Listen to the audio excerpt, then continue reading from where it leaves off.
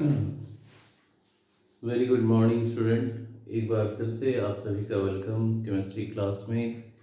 और आज हम लोग वर्कआउट करेंगे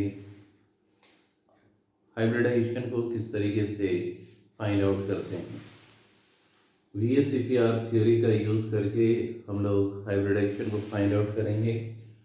फॉर्मूला जो आपको याद रखना है, H = S + ½ E - V ± C, जहाँ H हाइब्रिडाइजेशन को रिप्रेजेंट करता है, S number of surrounding atom, E जो है valence electron of the central atom, V हो गया valency of the surrounding atom, और C क्या है, चार्ज।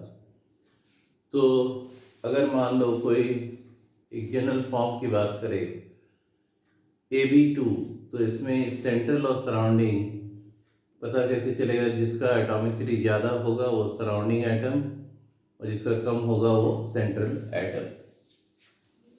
और S जो है ये बॉन्ड पेयर इलेक्ट्रॉन के बारे में बताता है, और S पार्ट जो है लोन पेयर इलेक्ट्रॉन के बारे में बताता है।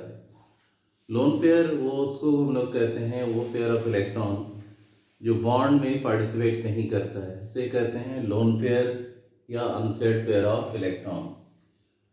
अगर केवल बॉन्ड पेयर आए तो स्ट्रक्चर रेगुलर होता है, और अगर बॉन्ड पेयर के साथ लोन पेयर भी एग्जिस्ट करे तो स्ट्रक्चर क्या होगा, इरेगुलर।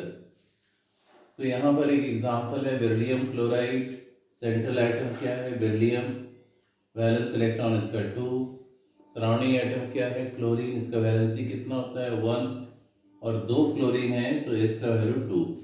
जैसे ही पुट करेंगे तो हमें क्या मिलेगा, 2 + 0, यानी लोन पेयर 0 है, और 2 का मतलब क्या हो गया, sp हाइब्रिड ऑर्बिटल।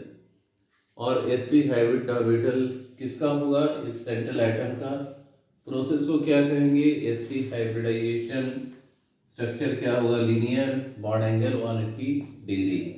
इस तरीके से इसको हम दिखा सकते हैं।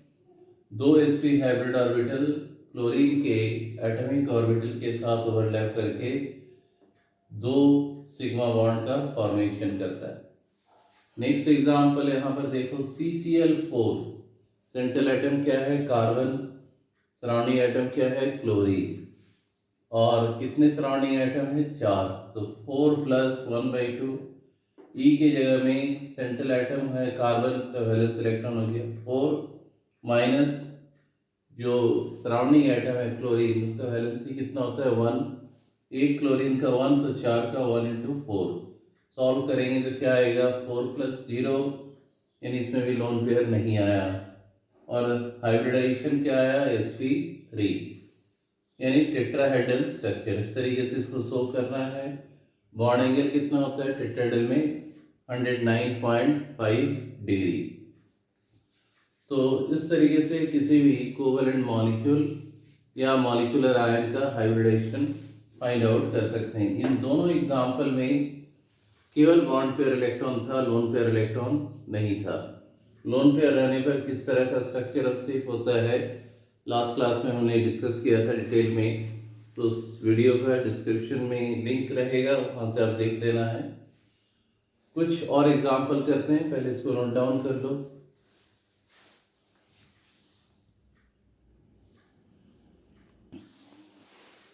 तो एक और एग्जाम्पल हम लोग ले रहे हैं, जैसे NH3।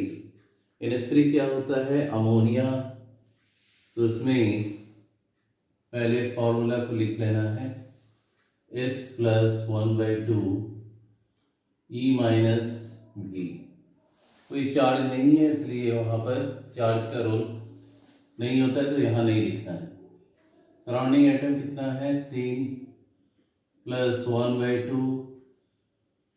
E का मतलब क्या हो गया, valence electron of the central atom. Nitrogen central atom है, इसका valence electron 5, minus surrounding atom में क्या है, हाइड्रोजन। हाइड्रोजन का वैलेंसी कितना होता है, 1, तो 1 × 3।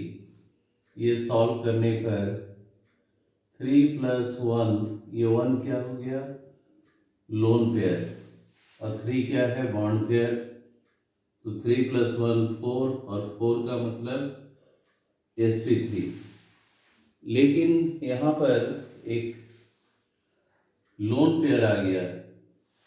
लोन पेयर आने पर हमेशा स्ट्रक्चर के आगे लिखना है डिस्टॉर्टेड, डिस्टॉर्टेड।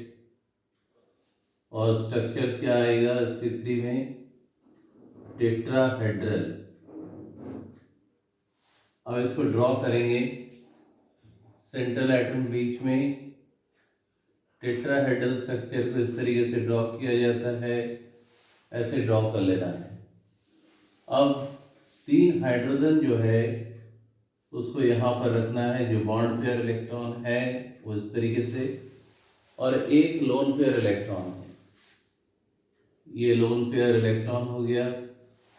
तो 4 sp3 हाइब्रिड ऑर्बिटल में से 3 sp3 हाइब्रिड ऑर्बिटल हाइड्रोजन के साथ सिग्मा बॉन्ड बना रहा है, और चौथा sp3 में लोन पेयर इलेक्ट्रॉन है। तो ये स्ट्रक्चर क्या हो गया, डिस्टॉर्टेड टेट्राहेड्रल।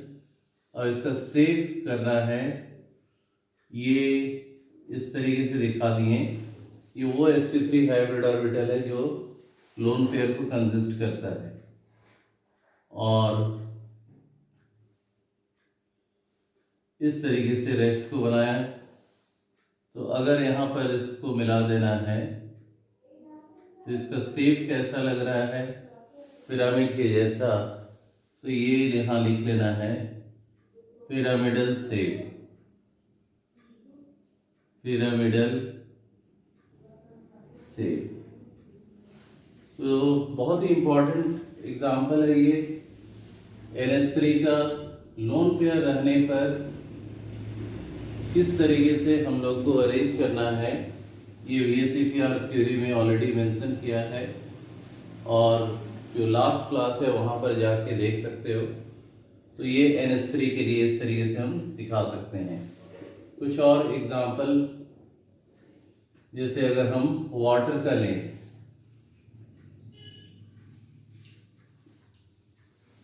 वाटर का अगर हाइब्रिड ऑर्बिटल निकालना है, H2O, H equal to S plus 1/2 E minus V। तो यहाँ पर S हो गया 2 number of surrounding atom plus 1/2, E क्या हो गया, valence electron of the central atom. Oxygen का वैलेंस इलेक्ट्रॉन कितना होता है, 4। और V हो गया valency of the surrounding atom, 2 hydrogen है तो 1 × 2।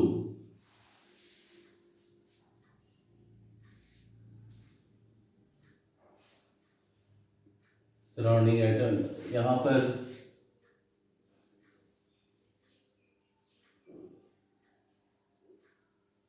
ऑक्सीजन का 6।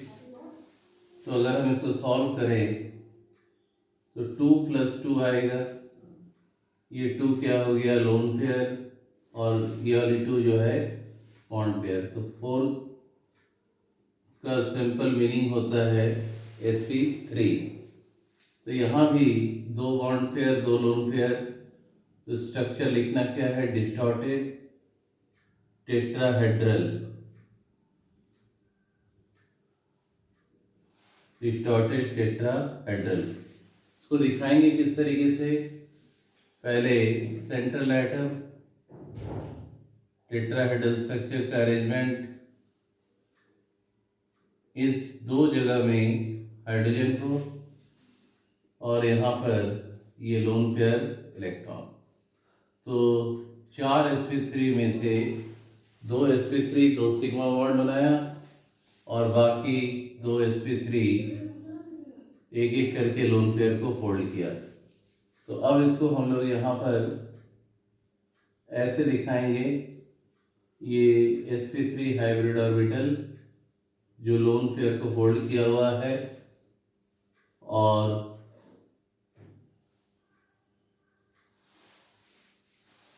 ये वो sp3 हाइब्रिड ऑर्बिटल जो सिग्मा बॉन्ड बना रहा है किसके साथ, हाइड्रोजन के साथ। इसका शेप कैसा लग रहा है, बेंड, बेंड शेप, या किसी किसी जगह में लिखा हुआ रहता है वी सेव्ड। तो इस प्रकार से अगर किसी का भी हाइब्रिडाइजेशन निकालने के लिए देता है तो इस फॉर्मूला का यूज़ करके बड़ा आसानी से निकाल सकते हो। अब कुछ आयंस के लिए, मॉलिक्यूलर आयंस के लिए बनाएंगे।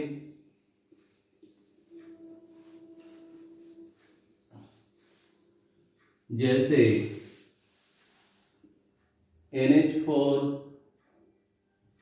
प्लस अमोनियम आयन, फॉर्मूला याद हो गया होगा, H equal to S number of surrounding atom 4 plus 1/2। E का मतलब क्या था, valence electron of central atom. Nitrogen का वैलेंस इलेक्ट्रॉन 5, 4 हाइड्रोजन, प्रत्येक का वैलेंसी 1, तो 1 इंटू 4। और जब प्लस रहेगा तो यहाँ पर साइन माइनस होगा। कितने प्लस हैं, 1, तो यहाँ पर 1।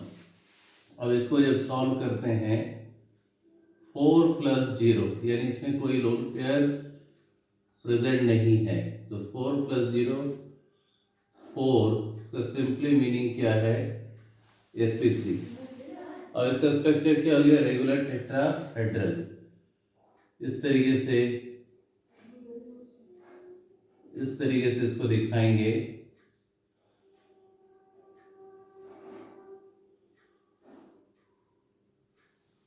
और इस प्रकार से स्क्वायर ब्रैकेट देना है, यहाँ पर प्लस चार्ज। तो ये रेगुलर टेट्राहेड्रल स्ट्रक्चर जो है बना रहा है 4 sp3, 4 हाइड्रोजन के साथ सिग्मा बॉन्ड का फॉर्मेशन कर रहा है। और इस प्रकार का जो प्लस चार्ज है वो स्क्वायर ब्रैकेट देके मेंशन करते हैं। तो ये regular tetrahedral.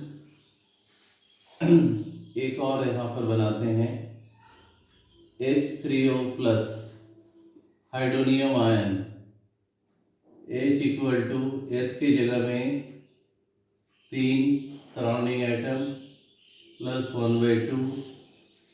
Central atom oxygen, जिसका वैलेंस इलेक्ट्रॉन क्या हो गया, 6। 3 हाइड्रोजन के लिए 1 इंटू 3, और 1 यूनिट पॉजिटिव चार्ज है तो -1। तो इसको सॉल्व करने पर H equal to 3 plus 1 sp3 तो बना, लेकिन एक लोन पेयर इलेक्ट्रॉन प्रेजेंट है। तो इसके स्ट्रक्चर को पहले टेट्राहेड्रल स्ट्रक्चर, चूंकि हाइब्रिडाइजेशन क्या है, sp3। अब कितना लोन पेयर है, एक लोन पेयर को इस तरीके से यहाँ पर टॉप में रखना है, और बाकी जो है इस प्रकार से हाइड्रोजन के साथ ओवरलैप करके 3 सिग्मा बॉन्ड बनाएगा। तो 4 sp3 में से 3 जो है सिग्मा बॉन्ड बना रहा है, और चौथा sp3 लोन पेयर इलेक्ट्रॉन को होल्ड किया। तो इसको ऐसे दिखाओ, ये वो sp3 है जो लोन पेयर इलेक्ट्रॉन को होल्ड किया, और बाकी को इस तरीके से शो कर देना है। ये ठीक उसी तरीके से है जैसे अमोनिया में पिरामिडल शेप आया था, यहाँ प्लस साइन, यहाँ शेप लिख देना है पिरामिडल शेप, पिरामिडल शेप। तो इस फॉर्मूला का यूज करके किसी भी कोवेलेंट मॉलिक्यूल या मॉलिक्यूलर आयन का ज्योमेट्री और शेप को हम लोग फाइंड आउट कर सकते हैं। नेक्स्ट पार्ट में कुछ और इम्पोर्टेंट टॉपिक के साथ नए क्लास में मिलेंगे। Till then, thank you and good bye.